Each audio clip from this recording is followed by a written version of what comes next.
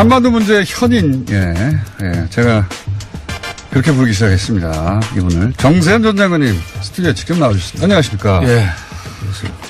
전 세계를 돌면서 지금, 교민들을 상대로 강연을 하고 있다는 소식을 제가 들었습니다. 이게 과장이 아니라 전 세계를 도는 게 맞죠. 그죠? 전 세계까지는 아니고 6월 중순에는 그 베를린에 다녀왔습니다. 그건 7월 6일, 작년 7월 6일 문재인 대통령 베를린 선언 1주년. 1주년 기념 강연에 다녀왔고, 그 다음에 6월 29일부터 7월 8일까지는 이제 카나다, 미국 주요 도시를 돌면서 순회 강연을 했는데. 순회 강연, 전 세계죠. 중요한 것은 전혀 처음 보는 분들이 자주 뵙습니다. 자주 뵙습니다. 뭐 이런 얘기예요. 그래서 어디서 저를 봅니까? 그랬더니 뉴스공장에서 본다고 그래요. 그래서 뉴스공장은 듣는 방송인데 그랬더니 그 화면도 나옵니다. 그래. 유튜브 버전도 있긴 합니다. 난 그건 몰랐어요. 그동안에. 그래서 오늘 좀 신경 쓰고 나오셨군요. 오늘은 좀 그랬지. 네. 근데 정치자들이 굉장히 많으시고, 그 다음에 남녀노소 구분이 없더군요. 특히 60대, 70대, 미국에는 60대, 70대 교민이 많습니다. 물론 베를린 쪽에도 많고. 진작에 이민 가셨던 분들. 네? 그렇죠. 70년대 진작에 이민 가셨던 그분들도, 뉴스 공장, 그리고 또, 블랙하우스도 열심히 보는 분들이 돼요.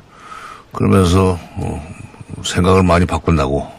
네. 이제 전 세계의 교민들을 통해서 직접 확인하시니까 뉴스 공장이 앞으로 꼭 나와야겠다는 생각을. 그건 아니고, 이번에 제가 간 목적이라고 할까, 이유는, 지금 이번에 6.12 북미 정상회담 결과로 이제, 미국은 북한의 체제 보장을 해주고, 북한은 미국이 강력하게 요구하는 비핵화를 해주기로 서로 교환하기로 약속을 하지 않았습니까? 여지는 그거예요. 6.12 싱가포르 정상선언의 여지는 비핵화하고 북미 수교를 바꾸는 겁니다. 체제 보장. 근데 이게 되면은 우리가 전쟁 공포 없이 살 수 있습니다. 그런데 북한의 경우에는 김정은 위원장이 결심하면은 그건 뭐 2년이든지 1년이든지 끝낼 수가 있어요. 근데 미국은 의회에서 트럼프 대통령을 발목 잡으면은 한 발짝도 나갈 수 없는 것이 그렇죠. 미국의 정치 제도고. 언론도, 여론도, 전문가도, 의회도 다 통과해야 되는 거 아닙니까? 그죠? 실제로 또 트럼프 대통령을 미워하는 세력이 많대요. 미국에는. 특히 주류 언론이 그런 상황인데, 그래서 저는 이 교민들한테 언론에까지는 바로 영향을 못 미칠지 모르지만 국회의원들한테는 영향을 미칠 수 있냐. 미국 의회를 움직여야 한다. 그렇지. 김동석 이사도 똑같은 얘기 하셨는데. 김동석, 그러니까, 한국 유권자연맹 상임이사. 저도 이제 그런 생각을 가지고 교민들한테 그 얘기를 했어요. 그랬더니. 중요한 일을 활동하고 오셨나요? 아니, 중요하다기보다는 당연히 그런 일을 좀 해야 되지 않나. 왜냐하면 미국의 정치 제도에 대해서 조금만 알면은 밑을 흔들어야 됩니다. 그러니까 그게 민주당 의원들이라 할지라도 한미동맹을 생각을 해서 우리가 좀 전쟁 공포 없이 살 수 있도록 도와준다면 내가 당신을 지지할 수 있다. 지역 구민들이 직접 그렇죠. 가서 지역 구민들이 표가 말을 하는 거죠. 결국 국회의원들은 표가 제일 무섭죠. 그렇죠. 네. 한 표가 반대편으로 가면은 자기는 2표 차이로 집니다. 그렇지. 그래서 특히 소수민주 커뮤니티가 뭉칠 때 결속력이 강하다는 걸 그들도 알거든요. 그렇죠. 아틀란타에서는 벌써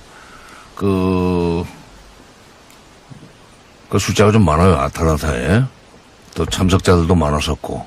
아틀란타에서는 벌써 상원 의원들 연락처 주소가 돌고. 그다음에 또 제 친구 딸이 하나 거기 있어요. 네. 아주 똑똑하게 생겼더라고요. 근데 김수영이라고. 근데 벌써 상원 의원들한테 말하시면 어떡합니까? 상원 의원들한테 어떤 논리로 얘기를 할 것이냐는 저희 모범답안을 벌써 작성하고 있답니다. 우리나라 국민들이 한번 이거 꽂혀가지고 촛불집회 보십시오. 하기 시작하면 저는 장난 아니게 번질 거라고 봅니다. 막강하게. 그러니까 우리나라 사람들이 한다면 하는 사람들 아닙니까? 그래서 제가 이제 아는 분들 중에도 이런 사실 시국 강연 혹은 뭐 이런 정치 관련 혹은 한반도 관련 강연에 사람들이 안 모인다고 하더라고요. 보통은. 안 모이는데 정세현 장관님이 오셔가지고 어마어마하게 모였다고 굉장히 전례가 없는 일이라면서 저한테 문자를 보냈길래. 아니죠. 내가 갔기 때문이 아니고. 네. 그래서 제가. 뉴스 공장을 듣는 사람들의 숫자 그만큼 국내보다 많은 것 같아요. 비율 면에서. 국내보다. 네, 국내보다 많은 것 같아요. 아, 비율 면에서? 비율 면에서. 네. 그래서 제가 이런 문자 자꾸 보내지 말라고 다 알고 있다고. 그래도 고맙다고 해야지. 근데 가서 얘기하신 것은 그러니까 이제 당시 북미 정상, 싱가포르 회담의 의미 들려주시고 지금 이 북미 지역에 있는 교민들, 북미 지역에 가신 이유가 그거였군요. 북미 지역의 교민들이 할 일이 있다. 굉장히 중요한 일이다. 정부에서도 못하고 다른 누구도 못하는 교민들만. 정부는 못하죠. 교민들만 할 수 있는 일인 거죠, 이거. 그래, 정부는 못하고 또 그런 얘기를 현직 정부 당국자가 말 못합니다. 교민들한테. 예. 네. 그러나 저러나 미국 교민들이 그런 식으로 움직이게 만든 것은 아니 그런 얘기를 많이 들어주는 것은 여기 뉴스 공장이라는 CM송이 먼저 나갔기 때문에. 자, 그건 당연한 얘기로 제가 받아들이고요. 그런데 그 활동이 중요하고 이 활동은 저희도 김동수 이사뿐만이 아니라 장관님 모시고 중간에 체크하기도 하고 필요하면 뭐 뉴스공장 해야 될 역할이 있으면 또 찾아서 해보겠습니다. 근데 이제 그 모신 이유 중에 또 하나가 뭐냐면 최근에 굉장히 이렇게 혼란스러운 시그널들이 미국, 북한에서 이렇게 막 나옵니다. 폼페이오가 만났는데 강도적이라는 말도 나오고 또 그러면서도 트럼프 대통령에 대한 신뢰는 여전히 유지한다고도 하고 이제 이 시그널들을 어떻게 해석해야 되는지 현인의 교통정리가 필요하다. 네, 교통방송이니까 교통정리 합시다. 예. 교통정리 좀 해주시죠. 예. 우선 폼페이오의 이 행동은 분명히 비핵화를 강력하게 요구하는 쪽으로 초점이 맞춰졌을 거예요. 해양 가서. 근데 이제 그렇게 된 것은 지난번 6.12 싱가포르 정상회담에서 트럼프 대통령이 김정은 위원장에 끌려다녔다고는 미국 주류 언론의 보도에 대한 일종의 반응이라고 할까? 주요 언론이 그걸 의식을 해서 김정은이 주도했고 트럼프 대통령 얻은 게 없다 그러니까 미국이 좀 세게 나가는 모습을 보여줄 필요가 있었다. 이번에 가서 분명히 내가 세게 나갔다. 이런 그 메시지를 좀 주면서 안심해라. 미국을 향한 메시지. 그렇죠. 그건 국내용이에요. 특히 그 보수 언론과 이른바 싱크탱크라고 하는 사람들의 반 트럼프 성향의 보도 내지는 관점에 대한 시정, 그런 것, 반박이군요. 반박이죠. 그러면서 잘 할 테니까 안심해라 하는 그런 메시지인 것 같고 또 북한의 경우에는 강도적인 행위라는 얘기를 했던데. 딱 고개 눈에 들어와요. 그게 이제 일방적으로 요구를 했다는 얘기입니다. 무슨 얘기냐면 싱가포르 정상선언의 이 구도는 어떻게 되냐면 미국은 북한의 체제 보장을 해주고 북한은 미국이 25년 동안 노래를 불렀던 비핵화 해주겠다. 맞바꾸자 하는 얘기예요. 그런 비핵화를 강력하게 요구하려면은 북한의 입장에서입니다. 지금 얘기를 합니다. 비핵화를 와서 강력하게 요구하려면은 체제 보장에 대한 손톱만큼의 우선 약속이라도 가지고 왔어야 되는 거 아니냐. 니들 진도 빼와서 요구해야 되는 거 아니냐. 자기 얘기만 하고 그 요구를 북한이 들어주면은 미국은 체제 보장 관련해서 종전 선언을 해준다든지 아니면은 무슨 언제까지는 연락사무소 설치를 해줄 테니까 먼저 비핵화와 관련돼서 신고를 정확하게 하고 그다음에 검증단도 받아들이고 이렇게 하라는 얘기를 했었어야 하는데 반대급부에 대한 언급이 없이 일방적으로 자기 주장만 하니까 강도적인 요구를 했다고 그러는데. 그래서 종전선언 얘기가 나온 거군요. 그렇죠. 그러니까 종전선언이라는 게 체제 보장의 입구입니다. 그러니까 지금 미국이 그렇게 의회 반대 때문에 혹은 뭐 여론 때문에 막 못하는 건 우리도 아는데 종전선언 정도는 해줄 수 있지 않느냐 이거군요. 그렇죠. 아니 미국의 무슨 뭐 보수 진영이나 반 트럼프 성향이 강한 비판적인 언론들도 그것도 하지 말라는 얘기는 안 했어요. 그러니까 정확하게 하라는 거죠. 뭐 좀 들고 와서 우리한테 내놓으라고 해라 이런 말이네요. 말하자면. 아니 남의 집에 가면서 빈손을 가는 사람이 어디 있습니까? 근데 이제 우리 언론이나 미국 언론은 북한에서 빈손으로 나왔다고만 얘기하는데 북한에서 보기에는 올 때 니들이 빈손으로 온 거 아니야 이거군요. 그 북한은 아마 그 빈손으로 오지 않고 뭔가 좀 들고 왔으면은 거기에 대한 반대 거부를 분명히 제시했을 거예요. 행동을 옮기든지. 예를 들면은 그 동창리 그 엔진. 예. 엔진 시험장. 미사일 엔진 시험장. 그런 걸 갖다서 폐기하기로 이미 말을 했죠. 말을 했으니까. 예. 트럼프 대통령이 기자회견에서 언급하지 않았어요. 그 행동을 옮겨줄 수 있었을 텐데 그거 없이 그냥 일방적으로 그러니까 준비했던 주머니 넣어놓고 있다가 내놓으려고 준비했던 것도 그냥 다시 집어넣고 그래 뭐 잘 가. 김정은 위원장도 그 사전에 약속이 없었다 하더라도 인사정도는 할 수 있었는데 그래서 아예 안 나온 거군요. 근데 그거는요. 또 별개입니까? 네, 김정은 위원장은 최근에 안 나타난다는 얘기가 있습니다. 네, 그것도 있고 네. 뭔가 지금 이게 왜냐하면 7월 8일이 김일성 전 주석 그 94년이니까 24주기입니다. 네. 김영남 이하 최룡해까지 전부 지금 금수산 태양공전이라는 데 가서 네. 그 참배를 했는데 수도식을 했는데 거기 안 보이는 거 보면은 거기도 안 나타났어요? 거기도 안 나타났어요. 거기 나타났다는 보도가 없으니까 같이 갔었어야 되고 우선 첫째. 원래는 같이 가서 그 다음날 보도되지 않습니까? 예, 그렇죠. 네.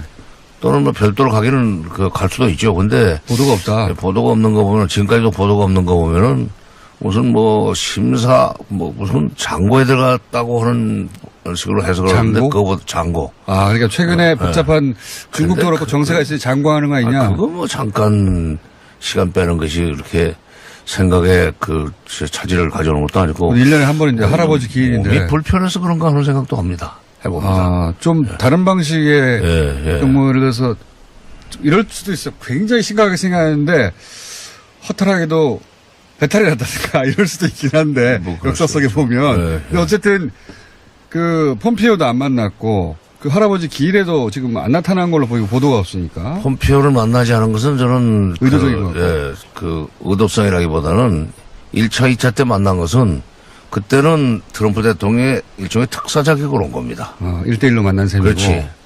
그러니까 김정은 위원장한테 트럼프 대통령이 뭔가 전달할 메시지가 있었기 때문에 만나야 되는 거고. 대리인으로 직접 온 것이기 때문에. 또 그렇죠.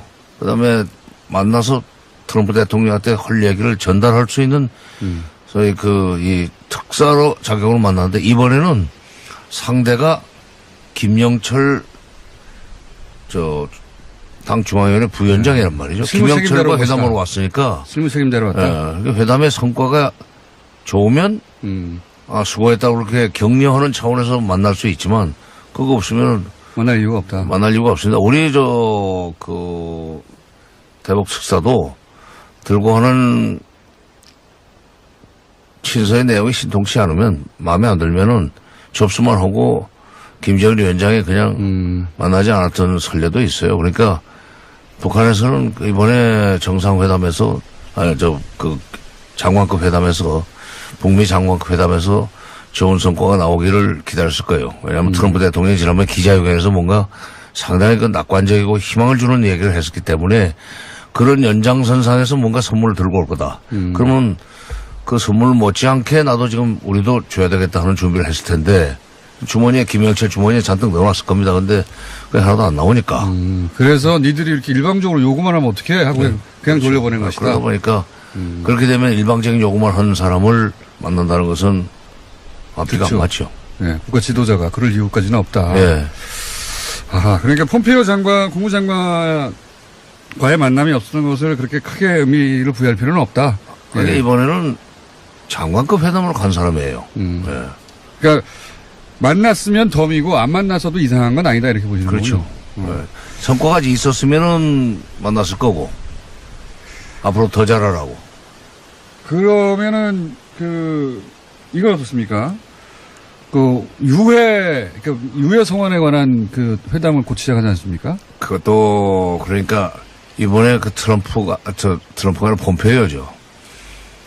폼페이오가 좀 그 북한한테 선물을 내놓았으면, 선물이라기보다는 체제 보장과 관련된 미국 측의 이 계획을 보다 진작 확실하게 얘기를 했으면은 그것도 아마 같이 왔었을 것 같아요. 왜냐하면 왜냐하면 같이 갔을 텐데 기자들을 6명씩이나 데리고 갈 때는 이유가 있었겠죠, 당연히. 단순하게 회담하는 거를 중계방송국에서 6명씩이나 데리고 가지는 않았다고 봅니다. 그러니까 뭔가 그때 가기 전까지는 유해 송환이 동시에 적어도 돌아오는 날 유해 송환을 한쪽에서 판문점으로 하든지 상징적으로 비행기 몇 군을 싣고 오는 그런 식으로 퍼포먼스가 있으리라고 예상을 하고 갔으리라고 봐요. 그러니까 6명씩이나 끌고 갔죠. 그렇겠군요.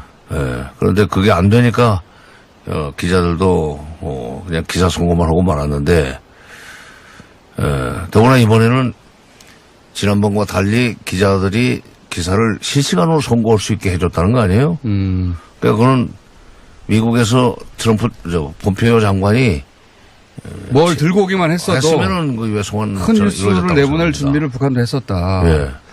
아니 트럼프 대통령이 뭐 곧 판문점으로 넘어올 거라는 예고 방송까지 하지 않았어요. 그런데 늦어진 거는 그 정상회담 이후에 미국이 뭐 해주기를 바라는 뭐가 있었을 거예요. 그러니까 정상회담에서 김정은 위원장이 가령 엔진 시험장도 폐기하겠다 하는 식의 얘기를 하면서 트럼프 대통령이 그렇게 되면 트럼프 대통령이 이거 해주겠다는 얘기를 했을 텐데. 말로는 했는데. 자기는 그걸 공개하지 않았지만. 네. 북한은 알고 있으니까 김정은 위원장은. 그거 들고 왔나? 내심 기다렸을 거예요. 근데 그 얘기가 없으니까. 그것도 좀 놔둬라. 그 내심 기대한 게 없었던 이유는 이제 트럼프 대통령이 또 미국 국내적으로는 북미 정상회담에 대한 평가도 높지 않고 자꾸 이제 공격을 받으니까 우리는 주지 않고 내준 건 없고 북한이 계속 비핵화 과정으로 갈 것이다. 이걸 계속 보여주고 싶은 거 아닙니까? 미국 그렇죠. 쪽에서는. 그러니까 지금 중요한 것은 이제 이번에 폼페이오 장관이 가가지고 김영철 부위원장하고 비핵화 관련된 워킹 그룹을 만들기로 했고, 네. 그다음에 유해 송환과 관련해서 별도로 지금 그 회담을 12일부터 하기로 했죠. 그다음에 또 다른 문제들과 관련해서도 이 실무 회담을 하기로 했어요. 그러니까 회담치를 벌써 3개를 약속하고 왔습니다. 그러니까 북미 정상회담 공동선언 이행을 위한 실질적인 하부 조직은 지금 만들어 놓고 나왔어요. 그게 성과예요. 근데 미국 언론이 그건 안 보고 선물이 없다, 한마디로. 김정은의 선물이 없다. 이것만 부각을 시키는데 나는 이게 미국 외교의 문제라고 생각해요. 그리고 미국 언론 보도의 문제입니다. 왜냐하면 모든 나라가 미국을 위해서 선물을 내놔야 되고 모든 나라는 미국이 시키는 대로 해야만 된다. 미국은 그들에게 아무것도 안 주고도 얼마든지 반대급부를 받아낼 수 있다 하는 그런 식의 저희 일방주의적 사고를 하고 있는 그게 언론에서도 그대로 나옵니다. 그럼 미국이 이번에 그러면 북한에게 약속해 줄 것을 들고 갔는가? 이걸 안 따진다는 거죠, 미국 언론도. 그렇죠. 아이고 당연한 것인데 서로. 그러니까 그동안에 25년 동안 북핵 문제가 안 풀렸던 얘기는 북한이 먼저 비핵화를 해야만 미국이 뭘 갖다 조금이라도 줄 수 있다 하는 논리로 회담을 해왔어요. 그리고 홍보를 해왔고. 근데 이번에 북미 정상선언은 완전히 상호주의로 이 문제를 풀기로 약속을 한 겁니다. 북미 정상선언의 구도가 그거예요. 그러니까 그리고 특히 북미 정상선언의 1항이 새로운 관계라는 표현을 썼지만 그 바로 북미 수교를 얘기한 거고, 두 번째가 한반도 평화 구축이고, 세 번째가 비핵화예요. 이 세 가지를 한꺼번에 묶어가지고 동시에 병행해 나가기로 했는데 1항에 대해서는 일체 얘기가 없고 2항에 대해서도 얘기가 없고, 그러니까 상황만 얘기하니까 체제 보장에 대한 얘기가 1항과 2항인데 그거 없이 북한이 해야 될 비핵화에 대해서만 자꾸 이 요구를 하고 압박을 가하니까. 강도적이라는 표현이 나왔다. 그렇죠. 그런 표현이 나왔지만은 그래도 이게 그 세 가지 문제를 풀어나가기 위한 4가지죠. 그 유해 송환까지 실무 그룹을 만들고 회담체를 만들기로 합의하고 나온 것은 성과인데 그걸 좀 부각을 안 시키고 있다는 게 소위 반북 머리를 지금 하고 반 트럼프 머리를 하려고 하는 미국 언론의 이 움직임을 우리가 똑바로 알고. 주류 언론들은 트럼프 옹호하거나 친트럼프적인 기사를 쓴 적이 없어요, 사실은. 취미래로 한 번도. 왜 그렇게 미움을 받고 있는지 모르겠어요. 우리가 볼 때는 지금 이렇게 비핵화하고 북미 수교를 맞바꿔주는 식으로 합의를 하는 것은 좀 대단한 건데, 그리고 그렇게만 되면은 우리는 전쟁 공포 없이 살 수 있어요. 자, 그러면 여기 돌파구가 종전선언이 될 수 있는 것 같은데, 종전선언을 하려면 어떻게 해야 됩니까? 하게 만들려면 미국, 그러니까 남쪽도 북쪽도 다 이걸 원하는데 지금 미국이 지금 빼고 있는 거 아니겠습니까? 네. 이거 어떻게 돌파해야 되는 겁니까? 이거? 네. 우선 제가 이 목소리가 이제 시차극복을 못해가지고 자다가 일어나서 목소리가 이러는 걸 좀 저 청취자도 양해해 주시기 바랍니다. 청취자도 신경 쓰시고 이렇게 네. 방송이 다 되셔가지고. 네. 5분 남았습니다. 네. 종전선언 어떻게 해야 됩니까 이거? 주체 문제인 것 같아요. 그러니까 미국은 지금 중국을 빼고 하려고 그런 것 같고, 네. 북한은 중국을 의식해서 지금 중국을 좀 넣고 들어가야 된다. 비행기까지 빌려 타고 갔다 왔는데, 네. 그리고 지금 3번 만나지 않았어요, 시진핑을. 중국. 회담 전에 2번, 끝나고 난 뒤에도 또 1번 만났는데, 이건 아마도 종전선언과 관련해서 처음부터 중국이 들어가야 된다는 메시지 때문에 좀 그런 것 같은데, 그러니까 이걸 우리가 결국 나서야 돼요. 결국 우리가 미국을 설득해야 됩니다. 이건 지금 트럼프 대통령이 한 약속을, 이것도 국제적인 약속입니다. 그걸 이행하기 위해서는 종전선언부터 시작을 해야 되는데, 비핵화만 요구하지 말고 종전선언의 주체를 남북미중으로 할 수밖에 없다. 미국이 좀 이번에는 한 발 양보하고 중국 넣어주자 하는 얘기를 해야 된다고 생각합니다. 그러면 종전선언 문제, 이게 교착 상태에 있는 종전선언 문제를 풀 수 있는 주체는 이제 남쪽밖에 없는 것 같고. 문재인 대통령이죠. 문재인 대통령이 그것도 좀 저쪽에 김정은 위원장이 결심해야 될 문제가 아니라 좀 트럼프 대통령이 결심해야 될 문제인데, 그거 지금 저쪽에 폼페이오나 무슨 볼턴이나 이런 실무자들한테 얘기하면 소용이 없고, 트럼프하고 직접 담판을 해야 돼요. 또 정상회담 해야 됩니까 또? 아니 뭐 전화가 있으니까. 전화로만 해결될 게 아닌 것 같은데, 어쨌든 지금 종전선언 정도가 그 큰 돌파가 될 수 있는 모멘텀. 종전선언에 남북미중이 참여하는 식으로 시작이 된다면은 그건 그다음부터는 속도가 날리라고 봅니다. 그렇군요. 그리고 그거를 할 당사자는 지금 문재인 대통령밖에 없는 것 같다. 구도상. 그렇죠. 네. 그 지난번에는 한번 나오셔서 이제 중국한테 북한이 일단 종전선언에는 빠지고 평화 수교할 때 아니죠. 평화 협정 맺을 때는 들어와라. 이렇게 정도 말할 수 있지 않겠냐고 하셨었는데, 최근에 북한과 중국의 관계를 보면 북한이 중국 없이 하기는 어려운 것 같다는. 글쎄 중국이 처음에는 그 정도로 해서 양해를 해줄 줄 알았는데, 그럴 생각이 없는 것 같다는. 또 다시 정상회담 후에 불러내가지고 이렇게 또 만났죠. 얘기하는 거 보면은, 그럼 그 얘기지 다른 일을 그러니까요. 예. 그러면은 지금 방랑을 한다는 얘기를 하고 갔었잖아요. 응? 판문점 그 회담 때 예. 청와대를 한번 초청하겠다, 혹은 평양 한번 가겠다 얘기했었는데, 그때가 계기가 되는 겁니까? 언제 어떤 식으로 풀어야 됩니까? 종전선언은 이게 평양 가서 할 수도 없고. 네. 그러니까 이 문제를 적극적으로 의논해서 풀어야 되니까. 그러니까 트럼프 대통령, 오문 대통령이 얘기를 하기 때문에, 예, 지금 그렇다고 미국을 또 찾아갈 수는 없고, 트럼프 대통령이 이쪽으로 오라고 할 수도 없고, 제3국에서 만날 수 있는 기회가 있으면 좋은데 가까운 시일내에 당분간 그건 없는 것 같습니다. 그러면 어렵시 특사를 보내든지 그래야죠. 미국 가야죠. 네. 종전선언으로 이 교착 상태를 풀어야 된다. 오늘 여기까지 했습니다. 한반도 문제 현인 현인입니다. 전 장관이었습니다. 해주고, 북한은 미국이 강력하게 요구하는 비핵화를 해주기로 서로 교환하기로 약속을 하지 않았습니까? 예. 여지는 그거예요. 6.12 그 싱가포르 정상선언의 여지는 비핵화하고 북미 수교를 바꾸는 겁니다. 체제보자. 근데 이게 되면은 우리가 전쟁 공포 없이 살 수 있습니다. 그런데 북한의 경우에는 김정은 위원장이 결심하면은 그건 뭐 2년이든지 1년이든지 할수 있는데. 끝낼 수가 있어요. 근데 미국은 의회에서 트럼프 대통령을 발목 잡으면은 안 한 되죠. 발짝도 나갈 수 없는 것이 그렇죠. 미국의 정치 제도고. 그 언론도, 예, 언론도 뭐 여론도, 그렇고. 전문가도, 의회도 예. 다 그래서, 통과해야 되는 거 아닙니까, 예. 그죠? 실제로 또 트럼프 대통령을 미워하는 세력이 많대요, 미국에는. 예.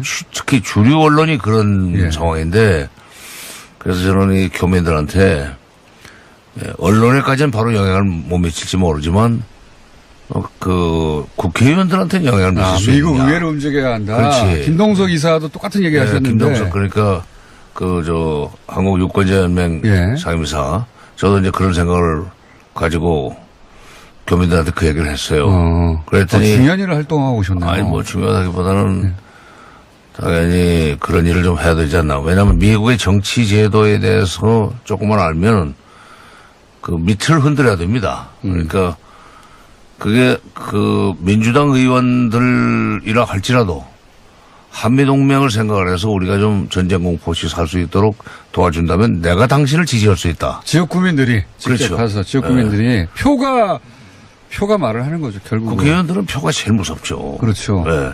한 표가 반대편으로 가면은 자기는 2표 차로 집니다. 그렇지. 그래서 특히 소수민주 커뮤니티가 뭉칠 때 결속력이 강하다는 걸 그들도 알거든요. 그렇죠. 예. 그 아틀란타에서는 벌써 그 숫자가 좀 많아요. 아틀란타에 또 참석자들도 많았었고 아틀란타에서는 벌써 그 상원 의원들 그 연락처 주소가 돌고 그다음에 또 제 친구 딸이 하나 거기 있어요. 네. 아주 똑똑하게 생겼더라고요. 근데 김수영이라고. 근데 벌써 상원 의원들한테 말하시면 어떡합니까? 상원 의원들한테 어떤 논리로 얘기를 할 것이냐는 저희 모범답안을 이제 벌써 작성하고 있답니다. 우리나라 국민들이 한번 이거 꽂혀가지고 촛불 집회 보십시오. 하기 시작하면 저는 장난 아니게 번질 거라고 봅니다. 막강하게. 그러니까 우리나라 사람들이 한다면 하는 사람들 아닙니까? 그래서 제가 이제 아는 분들 중에도 이런 사실 시국 강연 혹은 뭐 이런 정치 관련 혹은 한반도 관련 강연에 사람들이 안 모인다고 하더라고요. 보통은. 안 모이는데 정세현 장관님이 오셔가지고 어마어마하게 모였다고 굉장히 전례가 없는 일이라면서 저한테 문자를 보냈길래. 아니죠. 내가 갔기 때문이 아니고. 네. 그래서 제가. 뉴스 공장을 듣는 사람들의 숫자가 그만큼 국내보다 많은 것 같아요. 비율 면에서. 국내보다. 네. 국내보다 많은 것 같아요. 비율 면에서. 비율 면에서. 그래서 제가 이런 문자 자꾸 보내지 말라고 다 알고 있다고. 그래도 고맙다고 해야지. 근데 가서 얘기하신 것은 그러니까 이제 당시 북미 정상, 싱가포르 회담의 의미 들려주시고 지금 이 북미 지역에 있는 교민들, 북미 지역에 가신 이유가 그거였군요. 북미 지역의 교민들이 할 일이 있다. 굉장히 중요한 일이다. 정부에서도 못하고 다른 누구도 못하는 교민들만. 정부는 못하죠. 교민들만 할 수 있는 일인 거죠, 이거. 그래, 정부는 못하고 또 그런 얘기를 현직 정부 당국자가 말 못합니다. 못하죠. 교민들한테. 예. 그러나 저러나 미국 교민들이 그런 식으로 움직이게 만드는 것은, 아니, 그런 얘기를 많이 들어주는 것은, 여기 뉴스 공장이라는 CM송이 먼저 나갔기 때문에. 자, 그건 당연한 얘기로 제가 받아들이고요. 그런데, 그 활동이 중요하고, 이 활동은 저희도 김동수 이사뿐만이 아니라 장관님 모시고 중간에 체크하기도 하고, 필요하면 뉴스공장 해야 될 역할이 있으면 또 찾아서 해보겠습니다. 근데 이제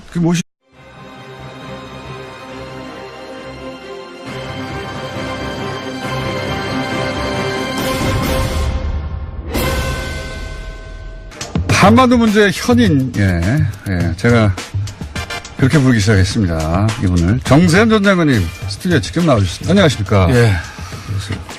전 세계를 돌면서 지금, 교민들을 상대로 강연을 하고 있다는 소식을 제가 들었습니다. 이게 과장이 아니라 전 세계를 도는 게 맞죠. 그죠? 전 세계까지는 아니고 6월 중순에는 베를린에 다녀왔습니다. 그건 작년 7월 6일 문재인 대통령 베를린 선언 1주년. 1주년 기념 강연에 다녀왔고, 그 다음에 6월 29일부터 7월 8일까지는 이제, 카나다, 미국, 주요 도시를 돌면서 순회 강연을 했는데 수세 강연, 전 세계죠. 중요한 것은 네. 전혀 처음 보는 분들이 네. 자주 뵙습니다. 자주 뭐 뵀어요. 이런 얘기예요. 그래서 어디서 저를 봅니까? 그랬더니 뉴스공장에서 본다고 그래요. 그래서 뉴스공장은 듣는 방송인데 그랬더니 그 화면도 나옵니다. 그래. 네, 유튜브 버전도 있긴 합니다. 난 그건 몰랐어요. 그동안에 그래서 오늘 좀 신경 쓰고 나오셨군요. 오늘은 좀 그랬지. 네.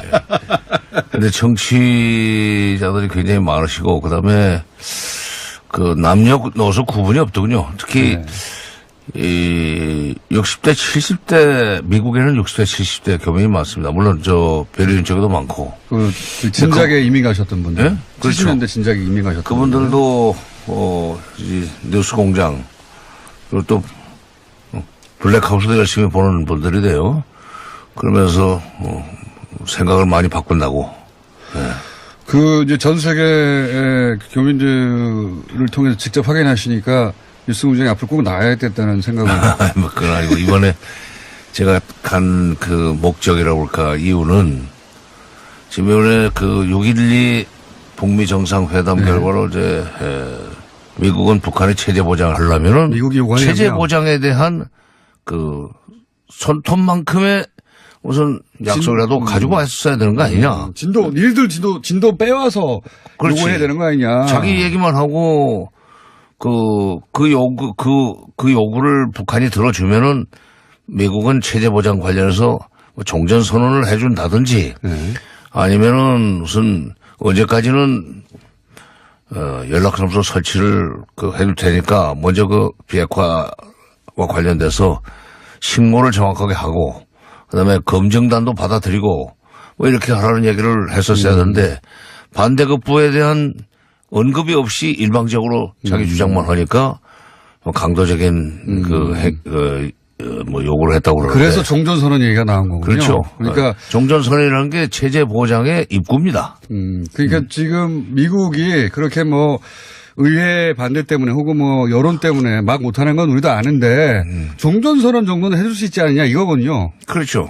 아니 미국의 무슨 보수 진영이나 반 트럼프 성향이 강한 비판적인 언론들도 그것도 하지 말라는 얘기는 안 했어요. 그러니까 정확하게 하라는 거죠. 뭐 좀 들고 와서 우리한테 내놓으라고 해라 이런 말이네요. 말하자면. 아니 나무 집에 가면서 빈손을 가는 사람이 어디 있습니까? 근데 이제 우리 언론이나 미국 언론은 북한에서 빈손으로 나왔다고만 얘기하는데 북한에서 보기에는 올 때 니들이 빈손으로 온 거 아니야 이거군요. 그러니까 북한은 아마 빈손으로 오지 않고 뭔가 좀 들고 왔으면은 거기에 대한 반대급부를 분명히 제시했을 거예요. 행동을 옮기든지. 예를 들면은 동창리 엔진. 네. 엔진 시험장. 미사일 엔진 시험장. 그런 걸 갖다서 폐기하기로 이미 말을 했죠. 말을 했으니까. 네. 트럼프 대통령이 기자회견에서 언급하지 않았어요. 그 행동을 옮겨줄 수 있었을 텐데 그거 없이 그냥 일방적으로 그러니까 준비했던 주머니 넣어놓고 있다가 내놓으려고 준비했던 것도 그냥 다시 집어넣고 그래 잘 가. 이유 중에 또 하나가 뭐냐면 최근에 굉장히 이렇게 혼란스러운 시그널들이 미국, 북한에서 이렇게 막 나옵니다. 폼페이오가 만났는데 강도적이라고 하는 말도 나오고 또 그러면서도 트럼프 대통령에 대한 신뢰는 여전히 유지한다고도 하고 이제 이 시그널들을 어떻게 해석해야 되는지 현인의 교통정리가 필요하다. 네, 교통방송이니까 교통정리 합시다. 예. 교통정리. 교통정리 좀 해주시죠. 예.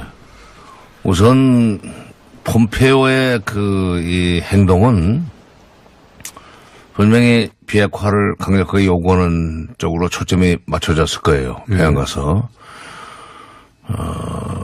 근데 이제 그렇게 된 것은 지난번 6.12 싱가포르 정상회담에서 트럼프 대통령이 김정은 위원장에 끌려다녔다고는 미국 주류 언론의 보도에 대한 일종의 반응이라고 할까? 주요 언론이 그런 의식을 해서 김정은이 주도했고 트럼프 대통령 얻은 게 없다 그러니까 글쎄, 미국이 좀 세게 나가는 모습을 보여줄 필요가 있었다. 이번에 가서 분명히 내가 세게 나갔다. 이런 메시지를 좀 주면서 안심해라. 미국을 향한 메시지. 그렇죠. 그건 국내용이에요. 특히 국내용이다. 보수 언론과 이른바 싱크탱크라고 하는 사람들의 전문가들. 반 트럼프 성향의 보도 내지는 이 관점에 대한 이 시정, 그런 것, 반박이군요. 반박이죠. 그러면서 잘할 테니까 안심해라 하는 그런 메시지인 것 같고, 또 북한의 경우에는 뭐 강도적인 행위라는 얘기를 했던데, 그러니 딱 고개 눈에 들어와. 그게 이제 일방적으로 요구를 했다는 얘기입니다. 무슨 얘기냐면, 싱가포르 정상선언의 이 구도는 어떻게 되냐면, 미국은 북한의 체제 보장을 해주고, 예. 북한은 미국이 25년 동안 노래를 불렀던 비핵화 해주겠다. 예. 그러니까 맞바꾸자 하는 얘기예요. 예. 그런 비핵화를 강력하게 요구하려면은 북한의 입장에서입니다, 지금. 얘기를 합니다. 비핵화를 와서 강력하게 요구